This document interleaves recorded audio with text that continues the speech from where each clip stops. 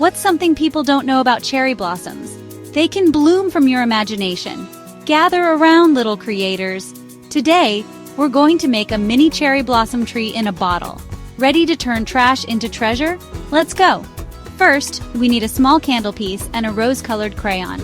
Drop them into a metal bowl on the stove and watch the magic happen as they melt into a smooth pink wax. Ooh, look at it melt! Next, let the wax cool just a bit until it's like jelly.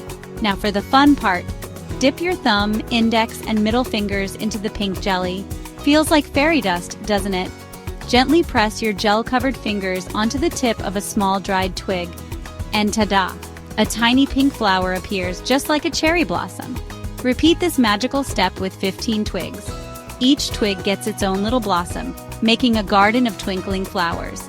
Now gather all your blossom twigs and gently place them into a tiny upcycled glass bottle. It's like putting dreams into a jar. Time to decorate. Add a ribbon, draw some smiley faces, or even paint small hearts. Make it your very own enchanted creation. And there you have it. Your mini cherry blossom tree in a bottle, glowing with magic. Don't forget to subscribe to Bin to Bloom for more magical crafts.